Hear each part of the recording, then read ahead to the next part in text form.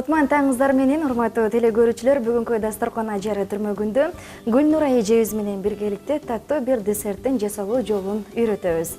Гүлнура эже, биздин телекөрүүчүлөрүбүзгө кайсы десертти жасап бересиз? Биз азыр тирамису жасайбыз. Тирамисуга кетчү продукталар көбүнчө кетет сыр маскарпоне, сырный сыр, сливочный сыр маскарпоне кетет. Бирок мен дайыма өзүм колдоном крем, уже мунун ичинде бардык нерселери бар, сыр, маскарпоне бар, белок бар, жумуртка бар, бардыгы бар. Мен даяр ушундай крем сатып алам дагы, ушундай випак кошом. Анан печенье своярди, какао кетет, и пропиткасына кофе с ромом кетет. Анда мен сизге жардамдаштырайын, Баштайлы.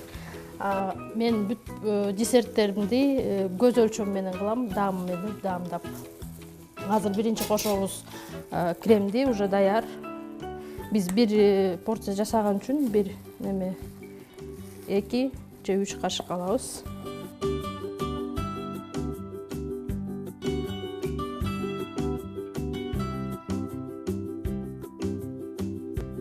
Андан кийин випактан курабыз. Канча? Тоже 50 граммдай болот. 50 грамм жетет. Болду. Бул эң оңой. Андан кийин кечке күтүп, ар бирөөнү бирден өзүнчө сбивать этип жүрбөйбүз. Бул даяр дагы үй шартына жасаганга аябай оңой.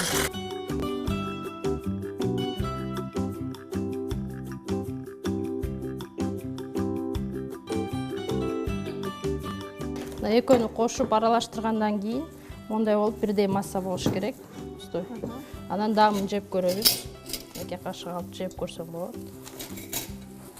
Ушул жерден алып жейбиз. Кремибиз даяр уже. Эми алабыз идишин. Кофе уже даярдалган, муздалыш керек, буга ром кошулуш керек. Сөзсүз түрдө кофе муздалыш керек, э? Муздалыш керек. Анткени ысык болгондо печенье эзилип кетет. Печенье эзилбеш керек. Печенье эзилбей, только пропитка болуш керек. Бөлөбүз дагы. Пропитка жарымына чейин пропитка кылабыз дагы. Мыяка тизебиз.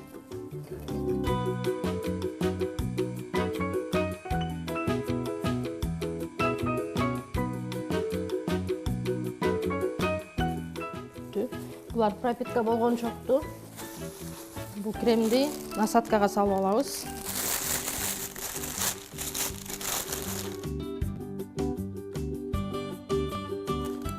Кашык менен өзүн салсак деле болот. Анан ичине коозураак чыгыш үчүн биз ушундай насадкага чыгып алабыз.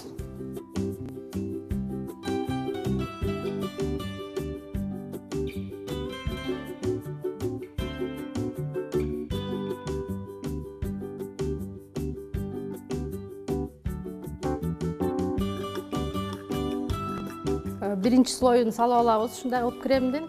Андан кийин экинчи слойго печеньени алабыз дагы, пропитка кылабыз тоже. Пропитка кылып, буга экинчи слойду дагы тизип чыгабыз.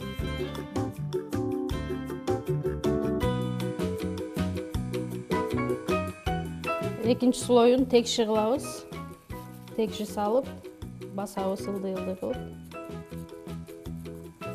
Андан кийин үстүнө кремден 3-чү слой кылабыз.